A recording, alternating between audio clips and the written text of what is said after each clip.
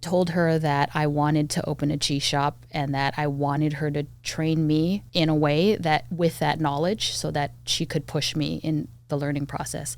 And she did. She said, okay, this is what you're going to have to do. I need you to do this, and you should go to this event. And, one of the courses that Cheese School of San Francisco does is a professional series. And it was a 4-day intensive tasting through. I have not tasted so much cheese in my life at that time in 3 days.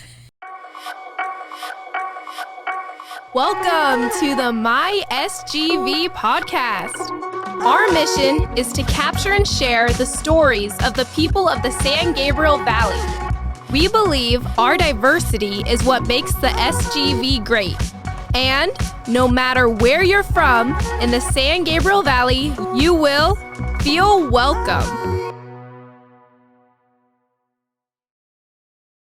All right, SGVers, welcome back to another episode of the My SGV podcast. Thank you for tuning in. We appreciate you spending your time with us, and we're excited to bring you another guest from right here in the San Gabriel Valley. For you guys, it's been another week, and for us, it has been nearly 4 months since we've been in studio. It's nice to have that break, and now we're going to get into a whole round of guests, new and exciting guests from the San Gabriel Valley. So we're excited for that. If you're new here, that's what we do, and if you're a returning listener, we appreciate you spending this time. Well, Scott, we were talking about, interestingly enough, cheese, and you said you love cheese. Oh, I do. I eat it every day. You eat cheese every day? Yeah, it's kind of a staple. It's easy to buy, and I snack on it all the time. What kind of cheese do you like? Any kind that's not stinky. Oh, no. No, okay. I usually eat just simple cheddar or Monterey Jack, that kind of thing. So cheddar can be mild or aged, right? I get mild, yeah. Okay. And I guess there's also the color variation of cheddar. Oh, there's white cheddar, I guess, and yellow cheddar. I just get, the simple, it's yellow, I guess. As long as you don't get Kraft singles, like No, I don't get no American cheese. No, not that. Okay. I get, it's cheddar. It's good.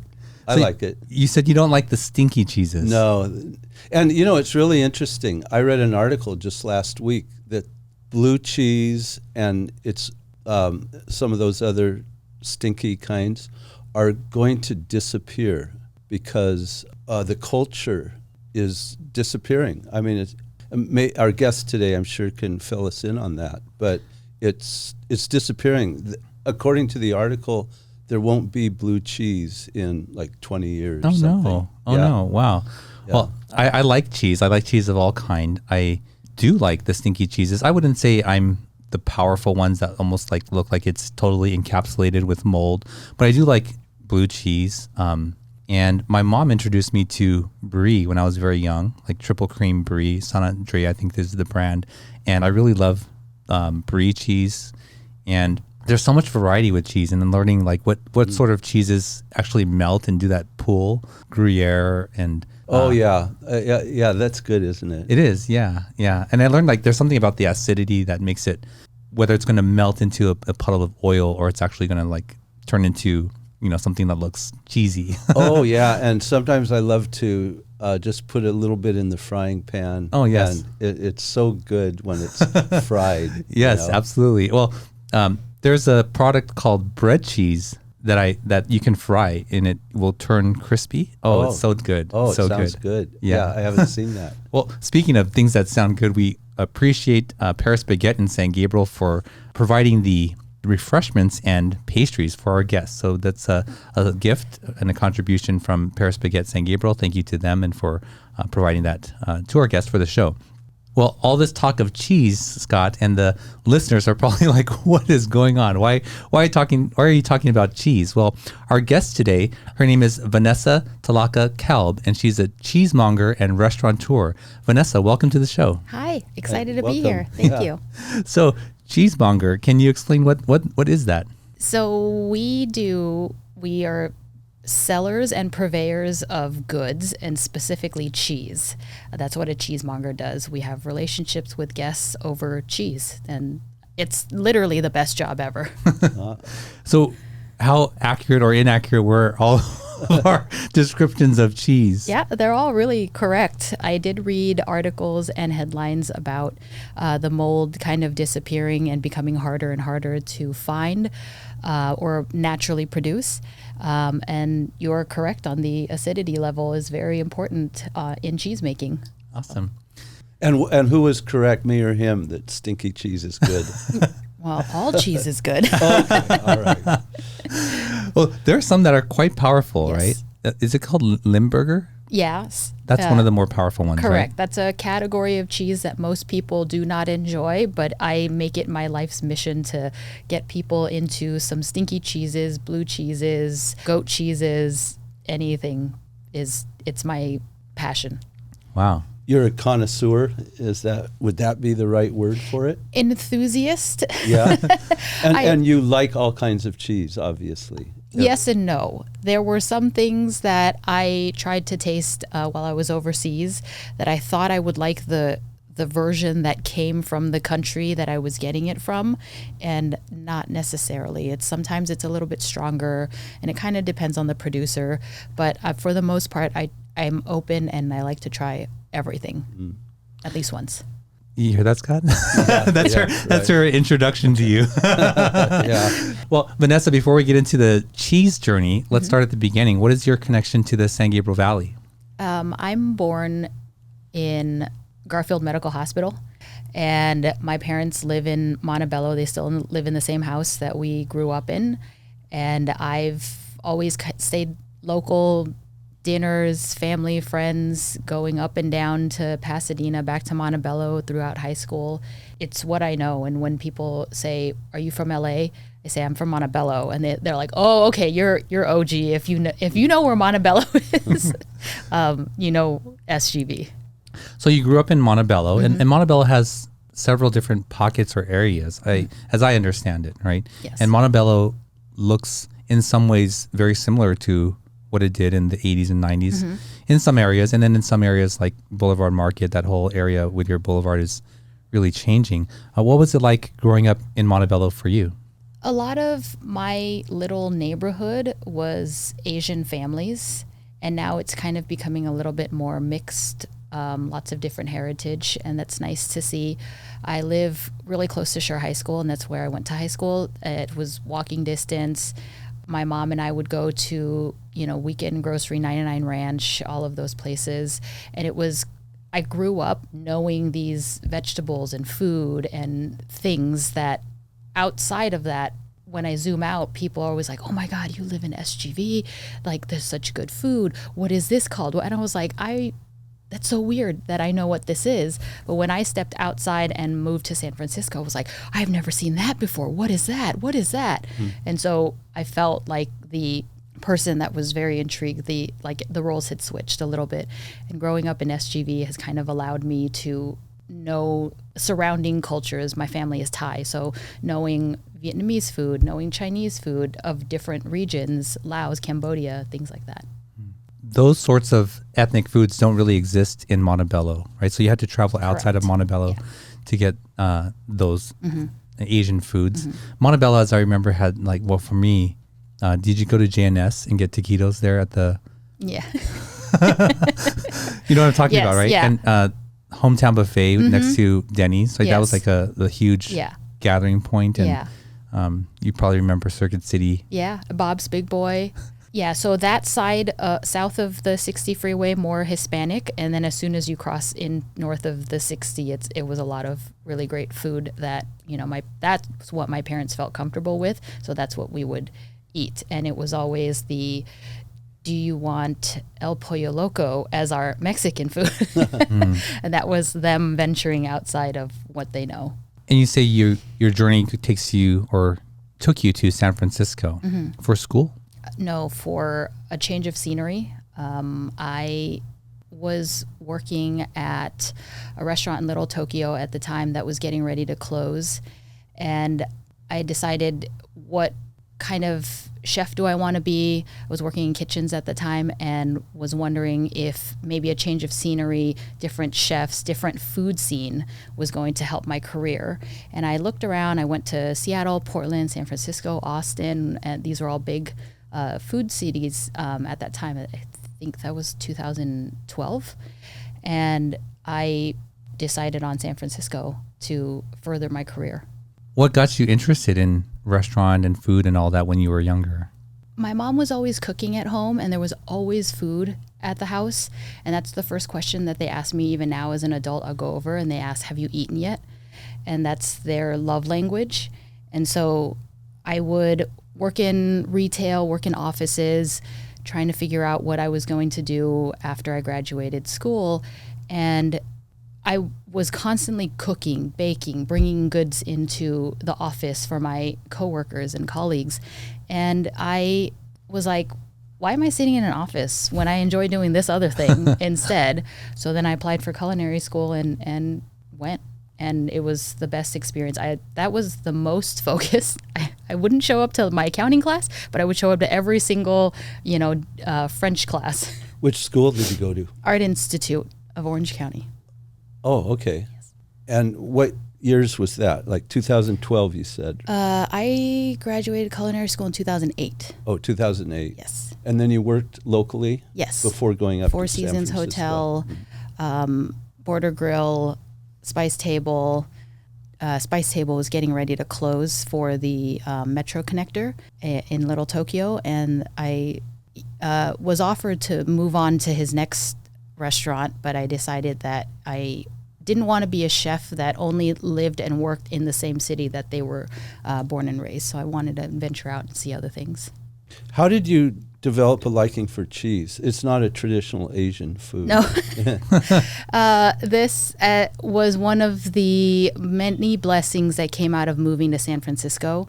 Because it's so close to a lot of the creameries in the North Bay, it was easy to rent a car, or at the time my boyfriend at the time, who's now my husband, rode motorcycles. And, I would tag along. We'd go up and down the coast and try different creameries, picnic, and then come back in.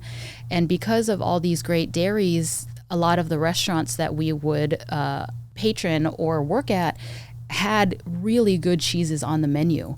And I was like, I like cheese, but I've never had anything like this. I need to know more. Luckily, the restaurant we worked for offered an educational grant that I applied to learn more about cheese. And then I met the folks at the Cheese School of San Francisco, and they took me under their wing, and I just, was like, I want to learn more. Can I just come hang out? The Cheese School of San Francisco? Yes. Wow, what do you learn there? There's a lot of recreational classes, so those are the ones that I took. So Cheeses and Wines of France, Cheeses and Wines of Italy, a 101, and there's a couple making classes too, so making ricotta, making burrata, things like that. And eventually I worked my way into being the assistant for the class. So there's always a teacher, and the assistant kind of goes around, helps to pour wine, pour water, and refresh plates as needed. And that was where I was essentially taking the class for free, because I was helping but absorbing everything as well. And what were you enjoying about the discovering new cheeses and tasting them at this time? What was going through your mind? Well, just like Scott mentioned, he doesn't like the stinky cheeses. And I also didn't think I liked stinky cheeses and blue cheeses. And that really got me opening up more of, there's different kinds, different degrees of pungency and aroma that I can now understand. This is aged like this, and I know that it's going to taste a certain way. It comes from this region, which means it's going to have a specific characteristic. And I started to pick up on those nuances and learning terminology, and really meeting people who are making the cheese and being like, oh my God, you wake up at 2 a.m. to make this cheese. That is true passion. You do that? I don't make cheese. No. Okay. I save that art for somebody else. Okay. I'm their voice. I like to sell their products. Yeah. Now, I tend to think of France when I think of cheese. Mm-hmm. Is that a normal? Yes. Is France the sort of the home of cheese? They have so many cheeses. I believe Charles de Gaulle said that in a country, how do you rule a country that has so many cheeses that you don't even know all the names of? Something like that, I'm paraphrasing. But France is an old world country that has a lot of cheese tradition. Italy and Spain are a couple other countries. But cheese making in the U.S. is relatively new in comparison to what Europe has been doing for centuries and centuries. And is it like certain wines and so on? There are regions, yes, and they're cheese making regions, correct, I guess, and you tie that cheese back to that region then. Correct. So we went on our honeymoon in France, and we went to the Camembert region and rented a car, and the agent said, "Where do you want to go? I can put it in the GPS." And we said, Camembert. And she's like, "Where?" And I was like, "Cheese." And she said, "Okay." She just put it in the GPS, and we drove. We didn't know where we were going. We just showed up, and it was the Museum of Camembert. And I was like, she knew me so well. And when you look on the map, a lot of the cheese, all the cheeses are named after the region that it is specifically made in. So we went to Camembert, drove up to Livarot, to Pont-l'Evêque, and then Neufchâtel, and that's what they make there. And even in Italy, 20 miles in any direction, and you're in a completely different town. They make a different cheese. They might have a different local dialect and different cuisine.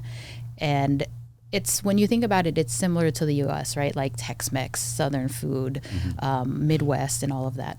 And I suppose in the U.S., if you think of cheese, it would be Wisconsin? Wisconsin, Vermont has really great cheese, Northern New York, Northern California, Central California. There's a lot of great makers out of Indiana and Washington State, even Tennessee. And is there a relationship between cheese and wine? Yes. I'm going to go with this is likely from France and Italy. And there's a saying in our world where it says what grows together goes together. And so in the Loire Valley, you have Sancerre, Sauvignon Blanc, which goes really well with the goat cheeses that they make there. Minerally, ashy, kind of salty.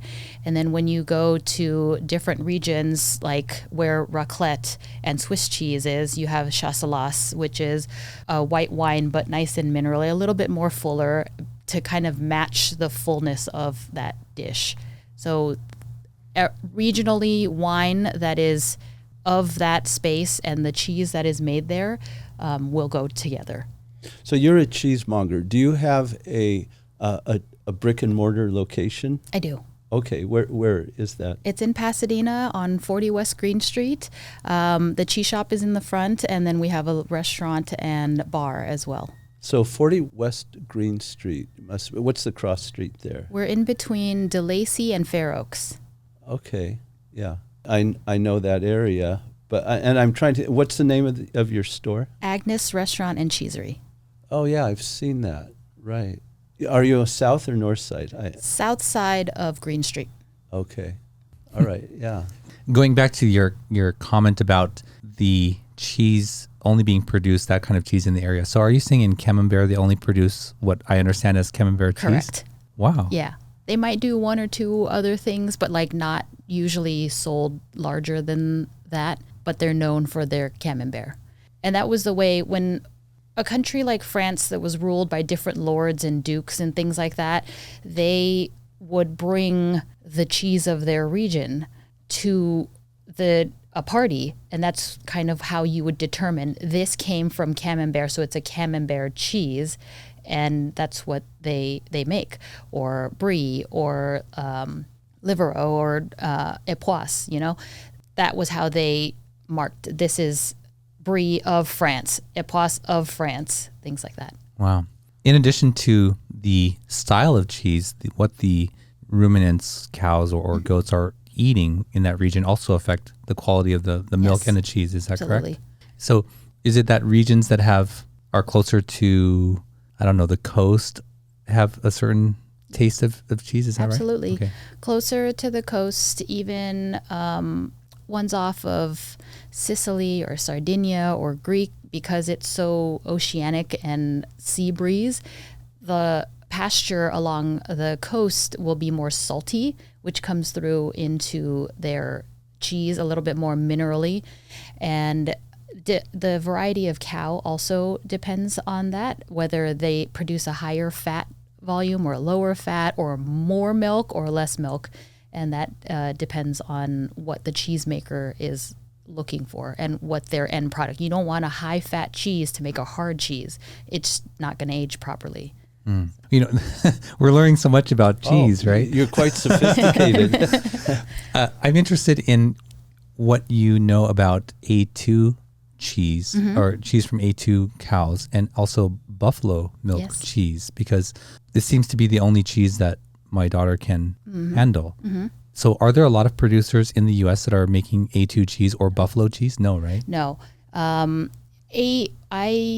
Yes, cheese and lots of dairy is not part of my Asian lineage. And even then, I still can not fully lactose intolerant. I can definitely eat cheese, but not as much cheese as my husband. He'll inhale cheese 2 to 3 times more than I do. But is he Asian? He's not. Okay. But I don't need to drink A2 milk or have A2 cheese, so I'm not as familiar with it. I know of A2 milk and that cows are the only ruminants that have it. Water buffalo has less of it. So like you said, your daughter can have that. I have a friend that can definitely not have cow's milk. And she said that she had heard, because water buffaloes are also bovine, that she may or may not be able to have it, but she gets like terrible pains, like agony. So I don't want to try it because I don't want to test it only to just be in pain for the next 2 hours. But she definitely eats goat's cheese, which goat and sheep don't have the protein at all. So most lactose intolerant people can enjoy goat and sheep. Right. It's also the other proteins in milk, casein, whey. And I learned from my own journey with my daughter's issues that milk protein is the highest or greatest allergy here in the U.S. And it is the most severe as well, right? And so for those who are listening, if you're looking for alternatives, what I understand, and we're talking like A1, A2 as if people understand, but they have less of the milk protein allergies that some people are allergic to. Correct. Goat cheese as well. Yes. And the buffalo also. So those are some alternatives to try. Yes. So you're clearly knowledgeable about cheese and all this. And I want to get more into your own, journey here. So you developed a love of cheese and you're still in San Francisco. And where does your journey take you next? We left the country for a long earned vacation, and off the coast of Thailand, I decided that when we returned to San Francisco, I wanted to open a cheese shop and work in cheese. I didn't really want to work in a kitchen anymore. And Thomas said, maybe I can open a little restaurant behind your cheese shop. We lived in that little fantasy for a couple months. We returned back to stateside, and I reached out to the Cheese School of San Francisco, the owner, Kiri Fisher. She mentioned that she was getting ready to open a shop in the North Bay and asked if I was interested in helping her be a part of the opening team. I jumped at the opportunity. My mentor there, Noreen, told her that I wanted to open a cheese shop and that I wanted her to train me in a way that with that knowledge so that she could push me in the learning process. And she did. She said, okay, this is what you're going to have to do. I need you to do this, and you should go to this event. And, one of the courses that Cheese School of San Francisco does is a professional series. And it was a 4-day intensive tasting through, I have not tasted so much cheese in my life at that time in 3 days.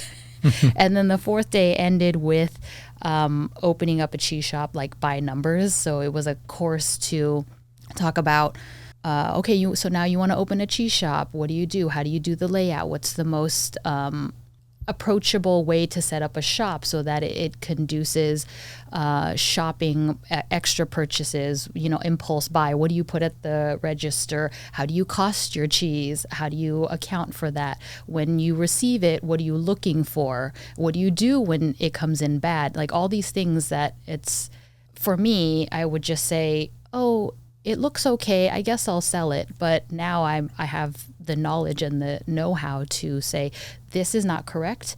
I'm going to send this back because this is not a representation of what the cheese should be. Wow. So you must be tasting cheese quite often still.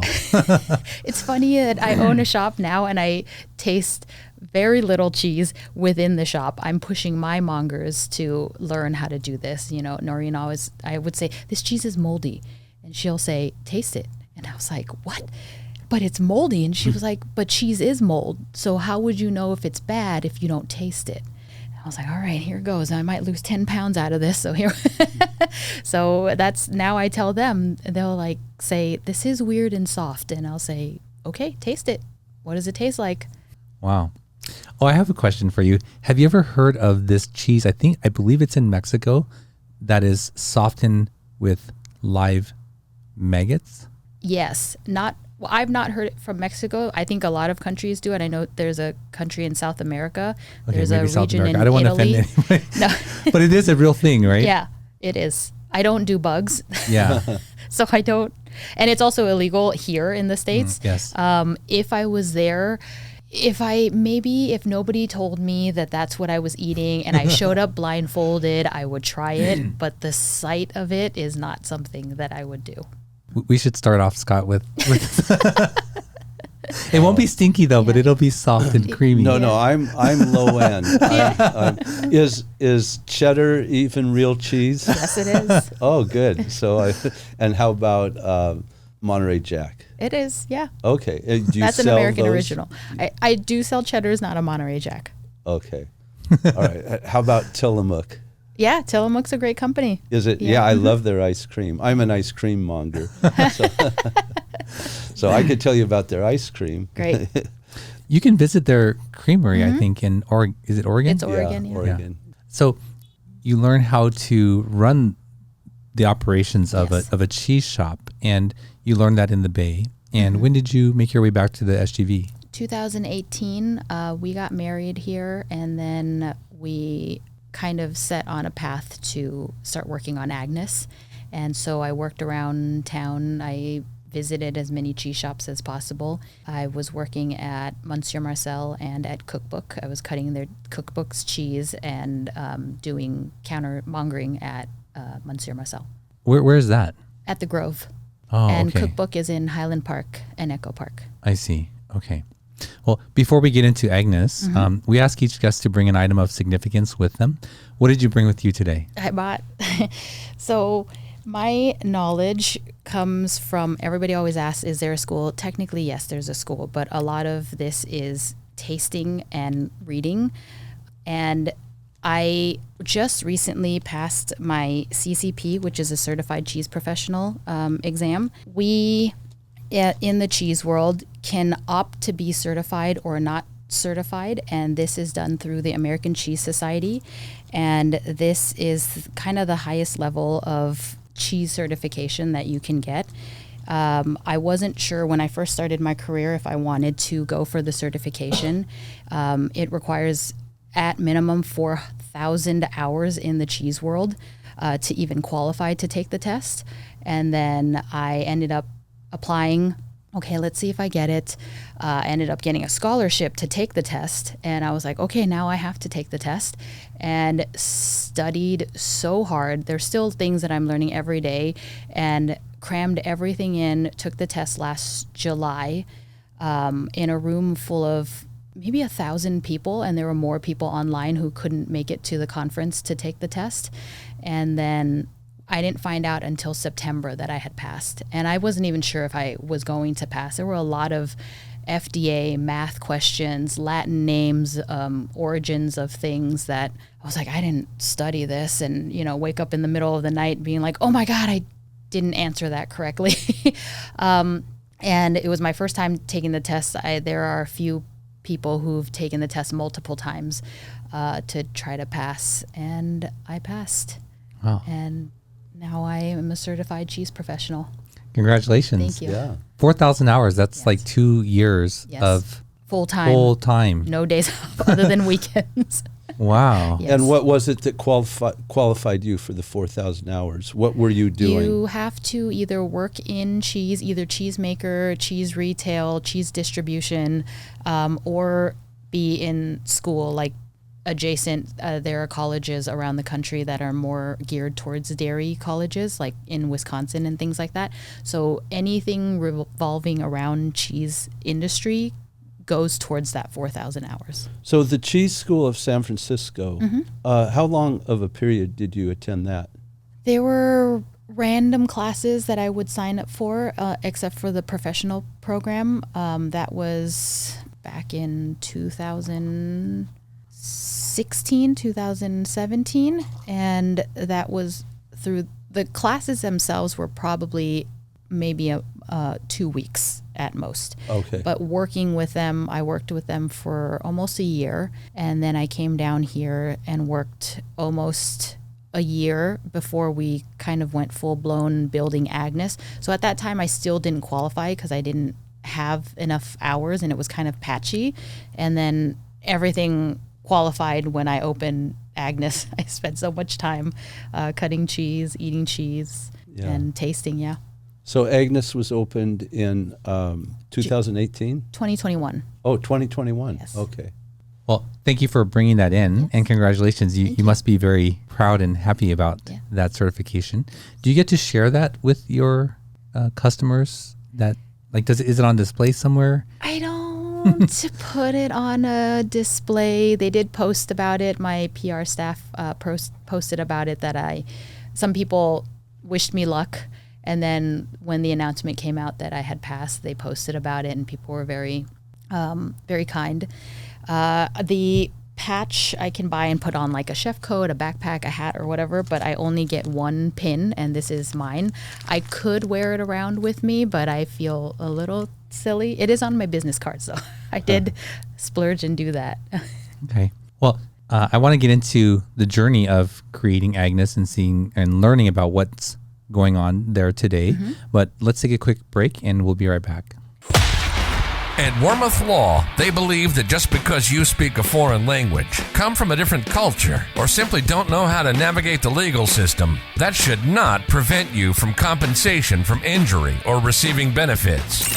Their multicultural staff have been helping SGVers like you for over 38 years. Visit law888.com or call them at 626-784-7017 and tell them you heard about them on this podcast. All right, we're back with Vanessa. Vanessa, before the break, you were celebrating or sharing with us your achievement there with the certification, and I want to get more into your journey with Agnes. But before then, when we come back from the break, we like to ask a question from this box here. It's called Icebreakers, and it's just a little way for the audience to learn a little bit more about all of us here. You can choose to answer it or not. So here's the question. What's something about you that surprises people when they first hear it? Usually that I own a cheese shop. Yeah, I figured that one. Well, what about you, Scott? It's funny. You've asked that question before. I have, yeah. Yeah. And I remember how I answered the last time. Okay, I don't remember. I don't remember how. Which was a total lie. I lied. You lied? I lied, yeah. Oh, no. But it was apparent at the time that I lied. Oh, okay. I said I had been a professional baseball player. Oh, okay. Which I never have. So, I don't know. I don't have anything that shocks people. Well, I think what shocks people, because I've been around when they discover this, is that you are the person on the billboards with the Asian lady. Oh, really? And then they look at it and they're like, oh, that is you. Oh, yeah. It shocks me, too. I think people are shocked when they see what I wear for shoes. Often, I can see them looking, and sometimes they have questions, sometimes they don't. But I know my footwear is unusual, so. and you can't see it on the video, and you for sure can't see it if you're listening. But I almost exclusively wear 5-finger toe shoes, and that's for a whole other show. But for the listening audience, or for if you're watching on YouTube, what's something about you that surprises people when they first hear it? Let us know in the comments, and we'll be sure to share it in a future episode. So, Vanessa, Agnes, how was that journey from conception to actually opening it? A roller coaster ride of dreams and aspirations and failures and mistakes. I think I mentioned we kind of thought of this as a dream in Thailand in 2016, and we saw the space in 2018. Said, okay, yes, we'll do it. Actually, first we said no. This place is gigantic. It's 5,000 square feet. And we said no. Our business partner really liked the idea and the concept, though. So he's like, okay, let's go look somewhere else. And we looked at a few places, and didn't have the brick, didn't have the skylight, didn't have the patio, didn't have XYZ. And our partner was like, why can't we do it here? And we thought, okay, it's big. Maybe we can sublet a couple hundred square feet to do other concepts in here. And we met with our architect, who's now a dear friend, and she was like, maybe this might just be enough space for everything that you want to do. And we're like, what? And so she started to draw everything to the things that we requested, to have this and this, open kitchen, the retail in the front, terrazzo bar top, things like that. And we're like, oh my gosh, we really are like running out of space to put things. And now live restaurant, we run out of space every single day. We're like, we wish we had a bigger walk-in. We wish we had more space to store wine. But it's been crazy. We broke ground January 2020 and COVID shut everything down in March. And so that slowed things down a little bit. It took time to get through the city with all the permits and everything. Our building is historic, so we had to restore it a specific way to their details. And the slowdown allowed us to take a step back and really refocus what we wanted to do. And we kind of thought we would open up lunch, brunch, breakfast, dinner, cheese shop, classes, all of these things. And we were only able to hire enough staff to run the shop and the restaurant for dinner. And in the mornings, I would receive all of my deliveries, do a couple of sandwiches for people who were walking by and still getting to know us. And then at night, we at that time did not have any servers or an expediter, so I would change my apron. If I was expediting, my husband was cooking. We had 2 line cooks and 2 sous chefs and him, so that's a whole line right there.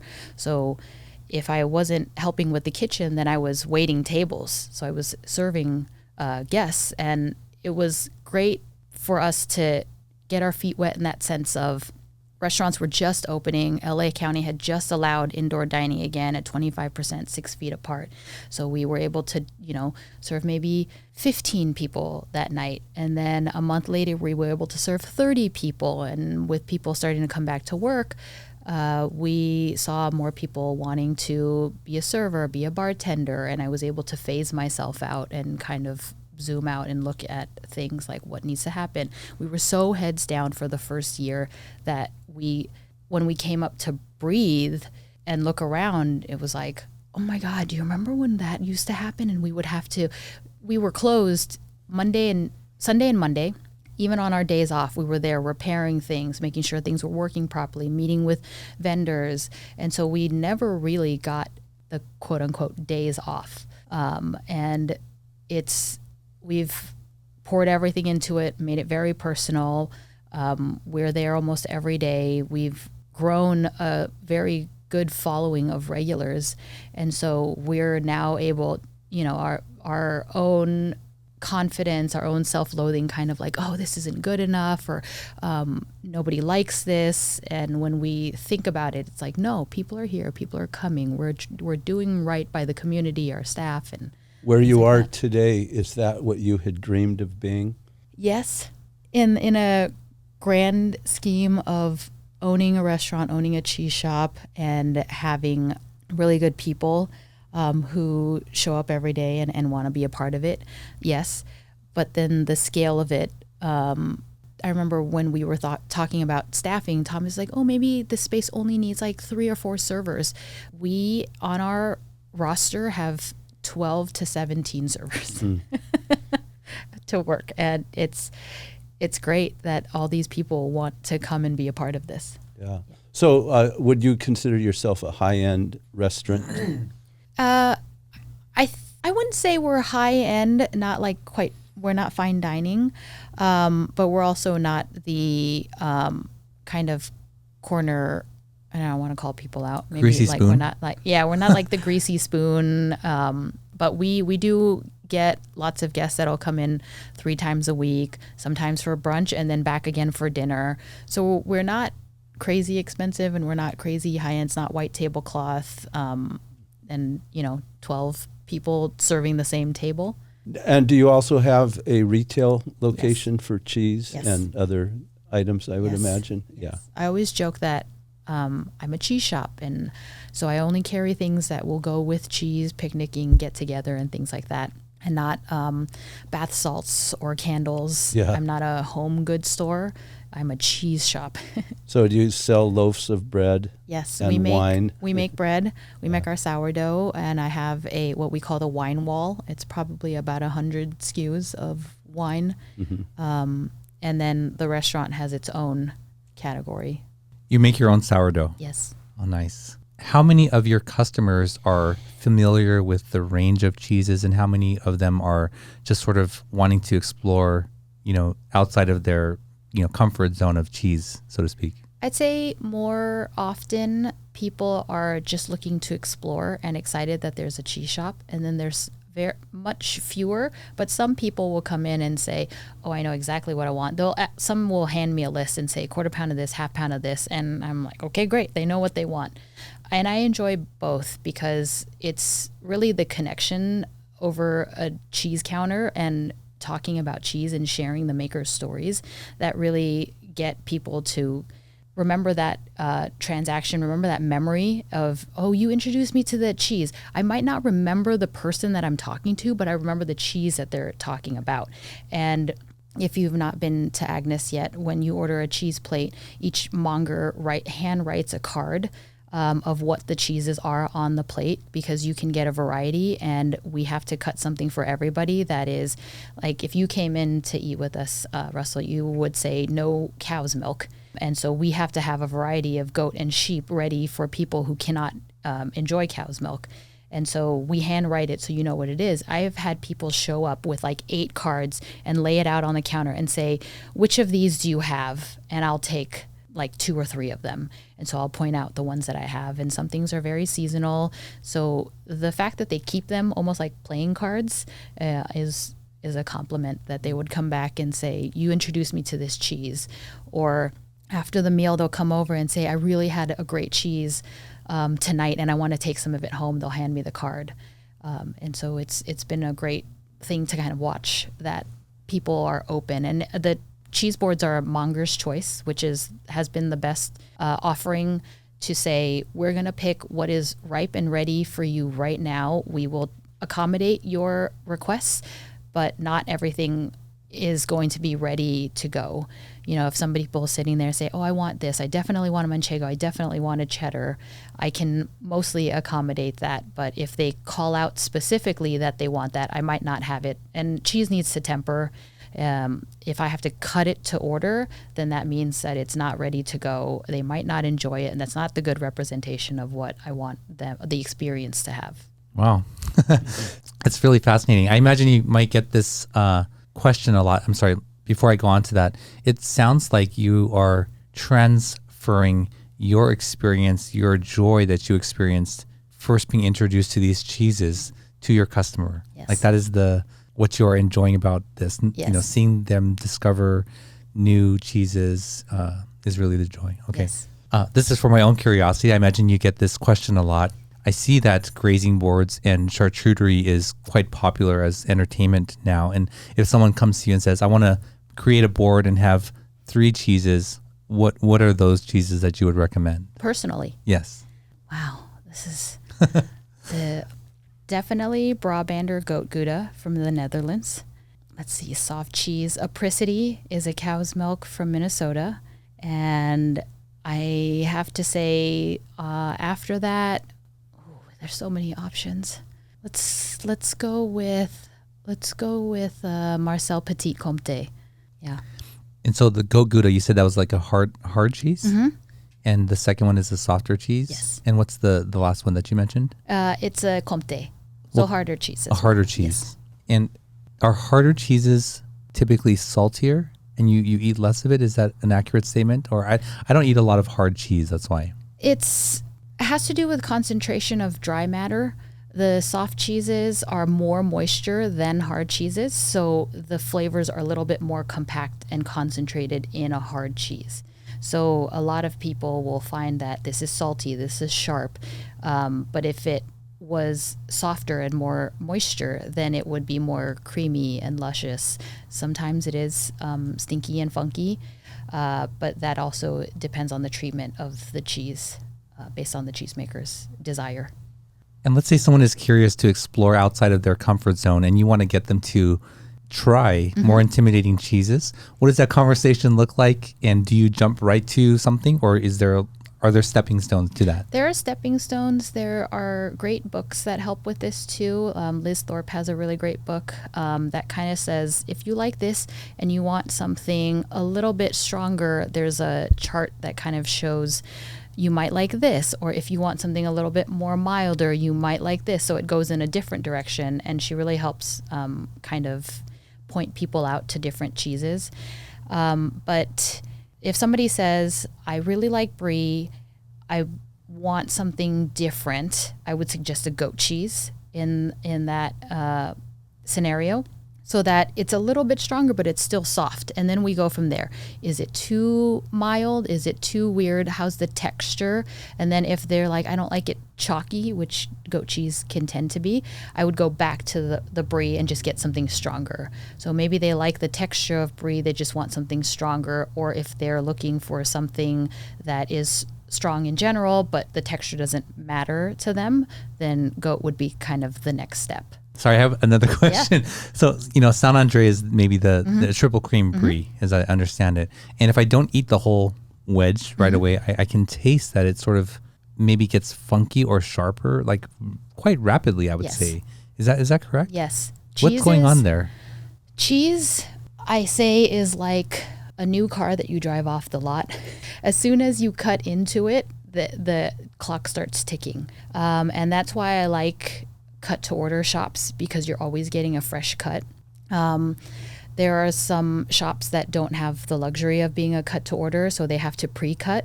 And ideally, you're getting just enough to last you a couple days. I often have people come ask, like, okay, today is Tuesday. If I want to serve this Saturday, can I buy it now? I'll say yes. It's not going to taste the freshest, but yes, you can. I would prefer them to come Friday or Saturday that they're serving it. But that also has to do with freshness, and there's specific papers and storage techniques that you can use for the cheese. And a lot of it has to do with how it was handled. So a cheese coming, like Saint Andres, coming from France, I don't know the transport from the warehouse to the plane and how long it sat on the tarmac. Once it got to the U.S., how long it sat in customs, what temperature was it at, and then the distributor, driving it up and down or across the country, how was that to the cheese itself, and especially something that soft, the maker is probably sending it out after 5 days of make, because they're accounting in the travel time that it's going to get to the end consumer. And the longer that it waits, the longer that it could essentially be ammoniated. If it starts to smell and taste like Windex, then it is bad. Some of that ammonia quality is natural in cheese making, but if it definitely tastes that way, then don't eat it. And sometimes it could start to taste bitter too. Yeah. Ammonia, that's what I'm tasting you, and it goes bad. Okay, thank you for that.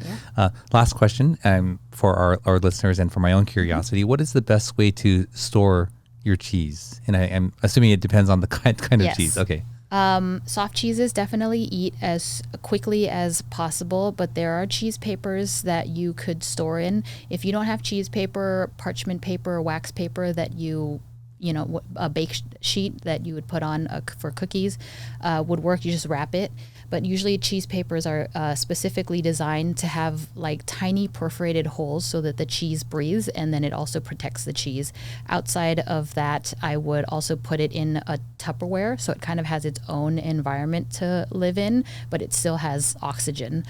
If you have anything stinky in your refrigerator, it will absorb all that flavor. So that's why you have to keep it a little bit separate. Harder cheeses are a little bit more forgiving. The cheese paper is still really good, but if you're going to eat it in like the next 2 days, just the cheese in the Ziploc or a Tupperware should be fine. And then mozzarella, burrata, feta, those should always be stored in brine. At least water, but water with a little bit of salt helps to keep it from going bad. Awesome. Thank you so much for that information. Vanessa, we're going to move on to the final segment of our show where we get to learn a little bit more about you and what you like in the San Gabriel Valley.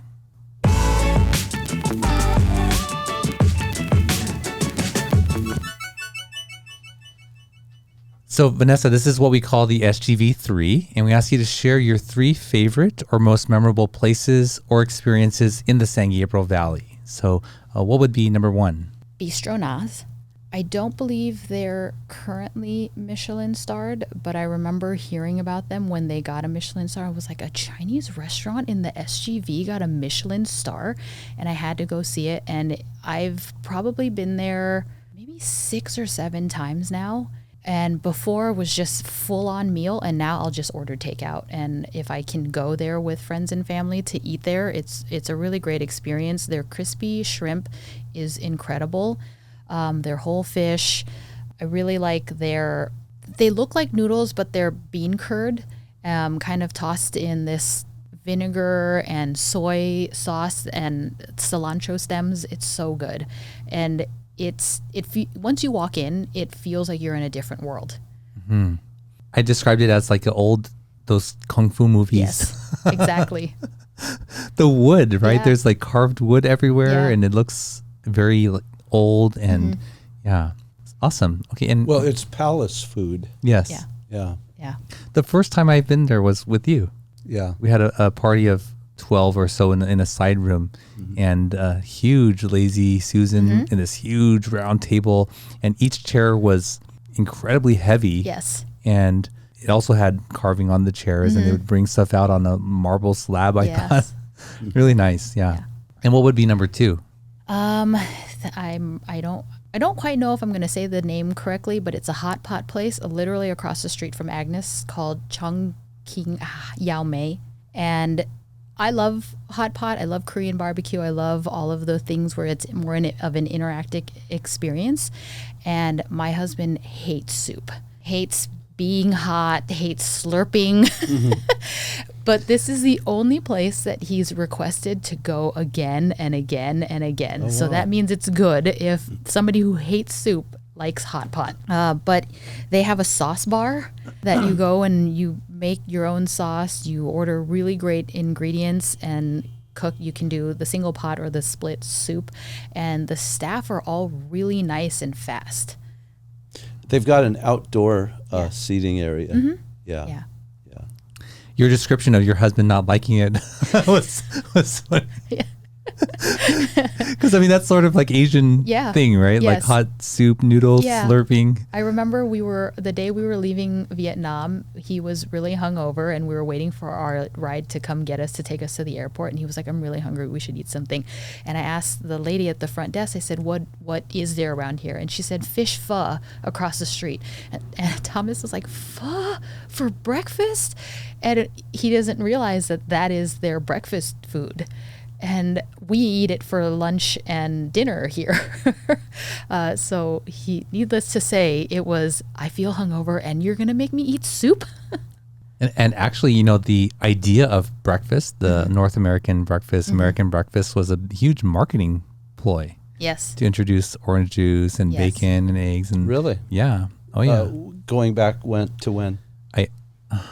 Maybe the 40s? I forget. This was... But I think farmers always ate like that. Yes. I I have to look it up. But yeah, it was a huge marketing thing. Really? Yeah, and now it's sort of ingrained in culture. Like this is breakfast, and outside of that is odd, right? But what is number 3, Number Vanessa? 3 is going to be more of a general, the Asian bakery and tea shop phenomenon that is happening right now. And please don't crucify me. I don't like boba, but I do like the teas.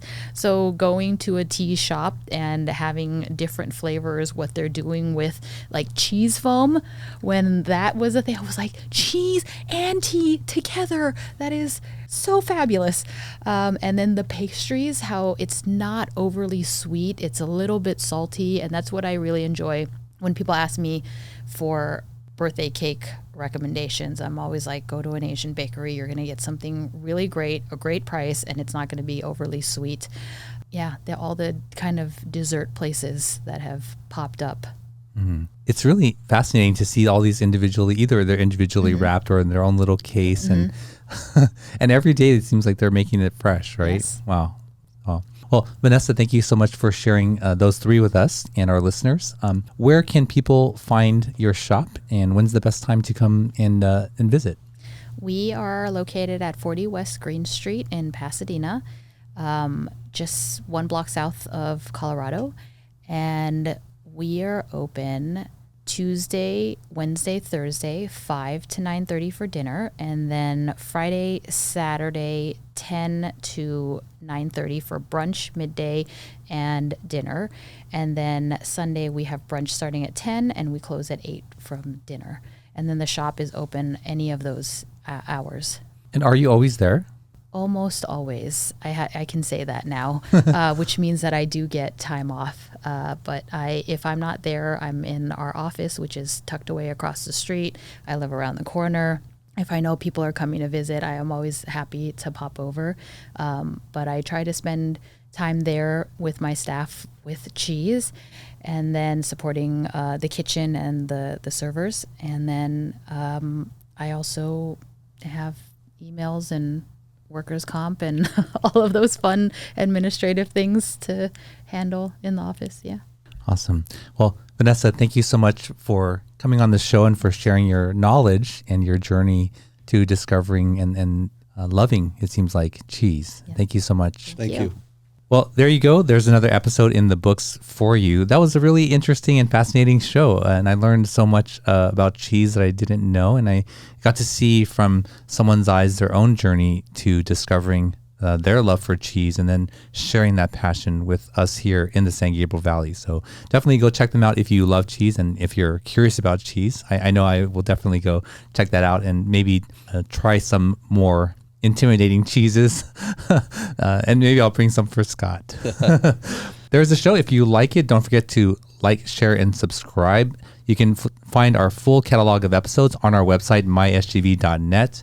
And until next time, we'll see you then. Thank you for joining us on the My SGV podcast. Check out more of our content on our website, mysgv.net. This show was produced by Russell Mono and edited by Victoria Allers of Kind Monster Productions. If you'd like to join us next week as we capture and share more stories from our diverse community, feel welcome. Nice mother. No, kind mother.